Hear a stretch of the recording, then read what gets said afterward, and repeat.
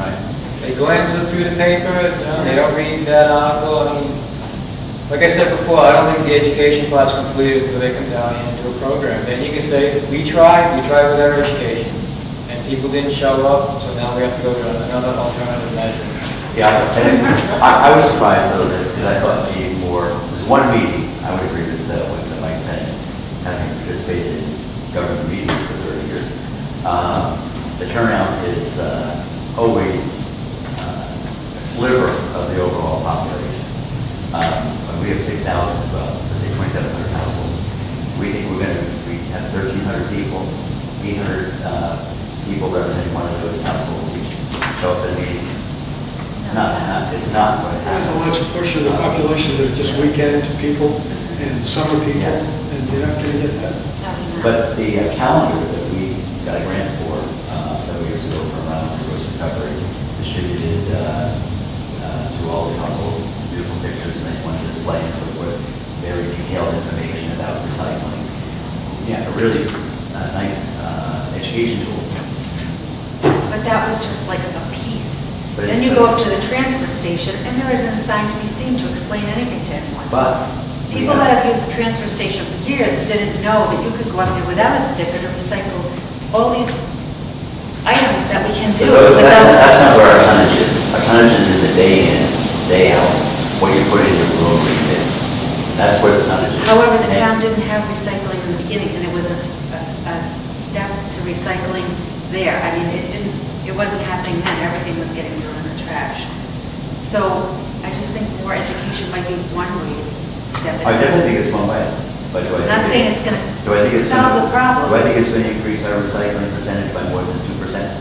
No, definitely not. Because we've been at it for so long.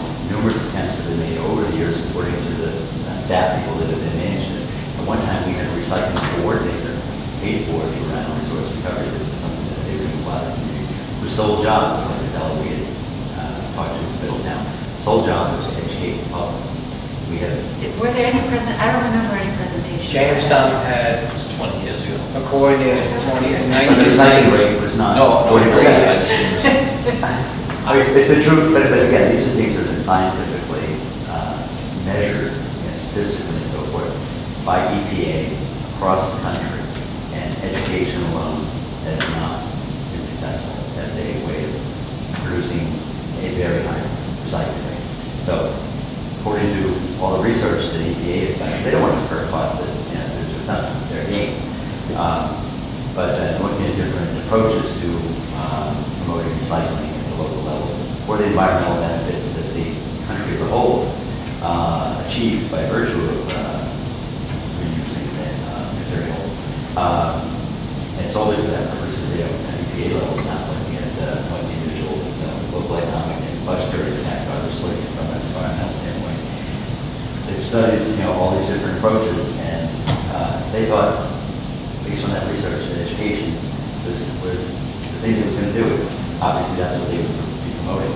They studied that, compared it to the different no bin, no barrels, the education versus the paved roads, and they had actual hard statistics showing community by community what worked and what didn't work in education. So what is the highest percentage of success? Is it no bin, no barrel? Is it paved road?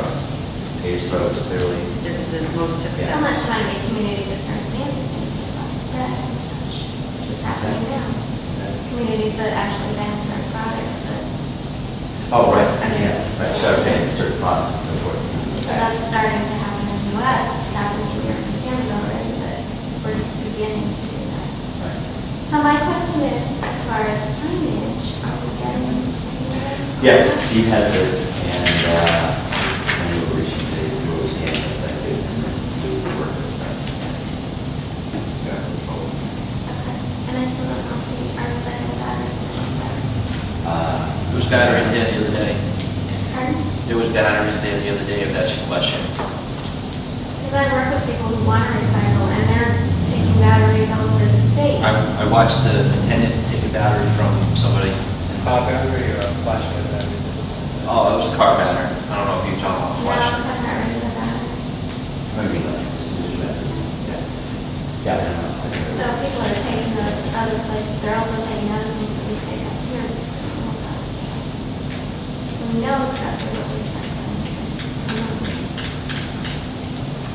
It might be 2%, but it's 50%, and it's reducing our Yeah, but I'm actual saying waste. that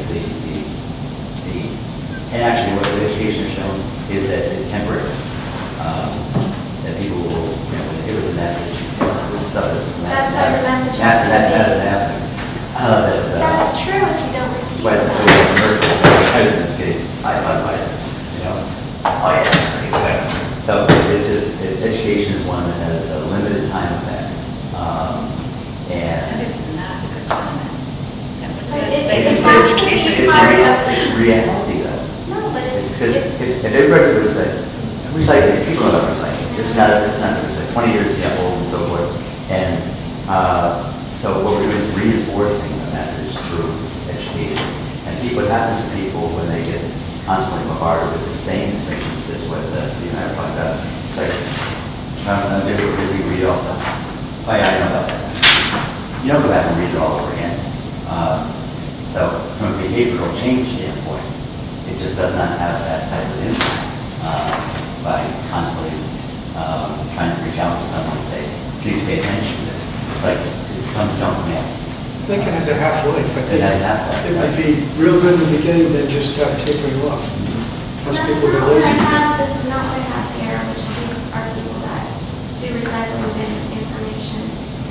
Education improves participation, period. And communication must be ongoing and consistent. I mean, there's just, it's not like you can just go out there one time and expect people to True. maintain it. Right. It is effective, but it has to be maintained, so. Well, that was the point of the calendar, because it's people, number one, they're interested. You know, it's an educational piece that went out, and it's a very attractive calendar with award-winning photographs for each month of the year. That was last year, right? Yeah. That's great, but So for 12 months of the year, that's 12 months of information where somebody said, do this, do this, do this, do this, or recycling tons of down. What did that education tool produce for us? Did not- You know what I saw from that calendar? What days the transfer station was open. That was the biggest thing on there, because the information was on one part of that calendar, and that was toward the back, I believe, if I remember correctly. And then the photographs were beautiful, was on my fridge every single month. I flipped it, and it just reminded me of the holidays and when the transfer station was open. But that's a good case in point. If you're someone who's obviously being from this committee, as a person who's interested in the environment and interested in this issue of recycling, if that calendar did not attract you to want to read more and look through it, because it had all the information there. It did. And then say, take note of that and say each month, gee, I want to see what my recycling tip is for this month. Then what does the average person do? There's the half-life.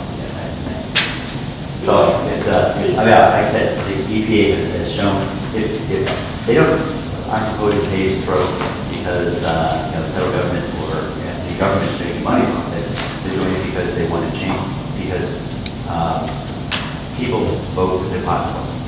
If I have to pay more for solid waste collection because I'm not recycling, and I get, then it's going to make me think twice about the choices I'm making about whether that plastic bottle goes into the little green bin or into the just general household trash.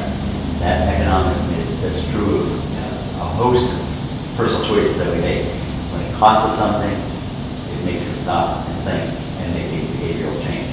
That's the most effective behavior change tool there is, as opposed to education, which we get. We're so busy, we look at a lot of different things. And with the education, we say, okay, well, all right, now I get that. So why am I doing this? Because it's good for the environment. Well, in what way is it good for the environment? I'm not quite sure.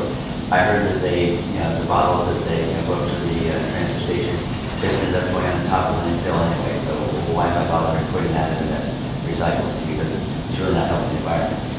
You get mixed messages, through these kind of things. And some of that is true, by the way. So they get mixed messages, and I say, so that diminishes the motivation.